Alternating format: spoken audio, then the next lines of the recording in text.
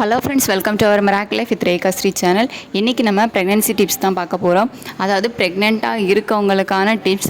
உங்களுக்கு ப்ரெக்னென்சி டைமில் வந்து நிறைய டவுட் இருக்கும், இது சாப்பிட்லாமா அது சாப்பிட்லாமா அப்படின்னு சொல்லிட்டு.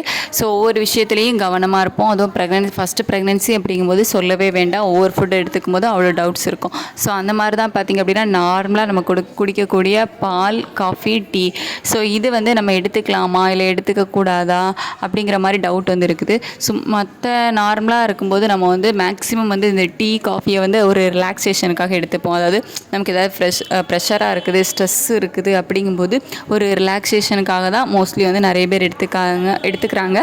ஸோ ஒரு காஃபி குடிச்சிட்டோம், ஒரு டீ குடிச்சிட்டோம் அப்படின்னாலே பார்த்திங்க அப்படின்னா மைண்டு வந்து அவ்வளோ ரிலாக்ஸாக வந்து இருக்கும்.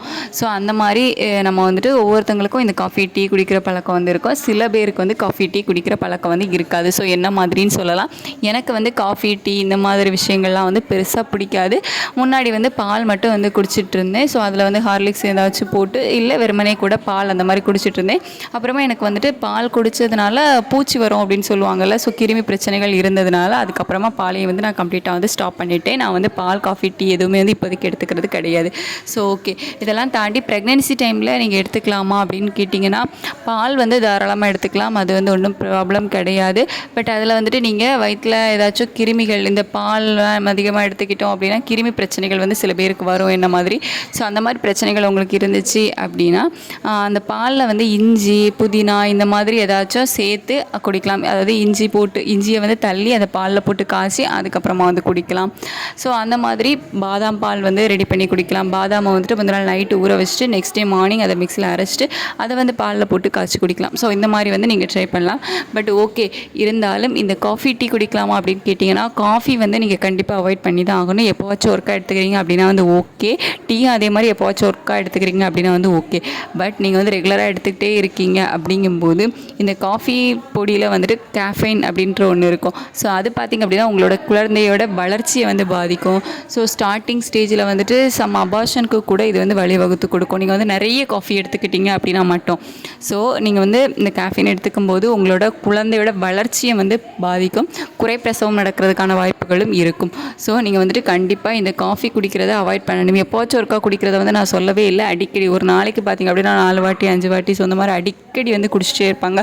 ஒரு நாளைக்கு ஒரு வாட்டி நீங்கள் வந்துட்டு குடிக்கலாம், அது ஒன்றும் ப்ராப்ளம் கிடையாது. மற்றபடி அடிக்கடி குடிக்கிறத வந்து அவாய்ட் பண்ணிக்கோங்க. அதுவும் வந்து பெரிய டம்ளரில் வந்து எடுத்துக்காதீங்க. ஒரு சின்ன டம்ளரில் வந்து எடுத்துக்கோங்க காஃபி. மற்றபடி நிறைய பெரிய டம்ளரில் வந்து குடிக்கிறது இதெல்லாம் வந்து அவாய்ட் பண்ணிக்கோங்க. சேம் டைம் நிறைய காஃபி பொடி போட்டு காஃபி குடிக்கிறதையும் வந்து அவாய்ட் பண்ணிக்கோங்க. டீயும் வந்து அதே மாதிரி தான். டீயில் வந்து சில ரசாயன பொருட்கள்லாம் வந்து இருக்கும். ஸோ அதுவும் வந்து குழந்தையோட வளர்ச்சிக்கு வந்து நல்லதில்லை. எப்போவாச்சும் ஒருக்கா கொஞ்சமாக வந்து டீ எடுத்துக்கோங்க. மற்றபடி நிறைய டீ, பெரிய டம்ளரில் டீ, ஸோ அந்த மாதிரிலாம் வந்து இருக்கிறதெல்லாம் நீங்கள் கண்டிப்பாக அவாய்ட் பண்ணி தான் ஆகணும் உங்களோட பேபி சேஃப்டிக்காக. ஸோ அதே மாதிரி வந்துட்டு நீங்கள் வந்து காஃபி, டீயில் வந்து சேர்க்கக்கூடிய சர்க்கரை அளவு, ஸோ நீங்கள் வந்து நிறைய சர்க்கரை அளவு சேர்த்து, அதாவது சர்க்கரையை வந்து அதிகமாக சேர்த்து குடிச்சிங்க அப்படின்னா சர்க்கரை நோய் வரதுக்கான வாய்ப்புகள் அதிகம். ப்ரெக்னென்சி டைமில் பார்த்திங்க அப்படின்னா ஈஸியாக வந்து டயபெட்டிஸ் வந்துடும், சுகர் வந்து அதிகமாகிடும். ஸோ அந்த மாதிரி பிரச்சனைகளை நீங்கள் அவாய்ட் பண்ணணும் அப்படின்னா வந்து ரொம்ப நார்மலான அளவில் தான் வந்து எடுத்துக்கணும். ரொம்ப கம்மியான அளவில் தான் வந்து சுகர் ஆட் பண்ணிக்கணும். ஸோ அடிக்கடி நீங்கள் டீ, காஃபி குடிக்கும்போது இதுவும் வந்து ஒரு பிரச்சனையாக தான் வரும். ஸோ நீங்கள் வந்து சுகர் வந்து நிறைய சேர்த்து குடிப்பீங்க. ஸோ அதனால் பார்த்திங்க அப்படின்னா சுகர் வந்து சர்க்கரை நோய் வர்றதுக்கான வாய்ப்புகள் வந்து இருக்குது. ஸோ எந்த ரீசன்ஸ்னாலேயே நீங்கள் கண்டிப்பாக வந்துட்டு காஃபி, டீ குடிக்கிறத வந்து அவாய்ட் பண்ணிக்கணும். சுகர் மட்டும் இல்லை, குழந்தையோட வளர்ச்சியும் பாதிக்கும். அந்த காஃபி பொடியில் இருக்கக்கூடிய கேஃபைன்கிறது, அப்புறம் டீ தூளில் இருக்கக்கூடிய ரசாயன பொருட்கள். ஸோ இந்த மாதிரியான ரீசன்ஸ்னால இதெல்லாம் அவாய்ட் பண்ணிக்கிறது பெஸ்ட். எப்போவாச்சும் ஒருக்கா வந்து எடுத்துக்கலாம்.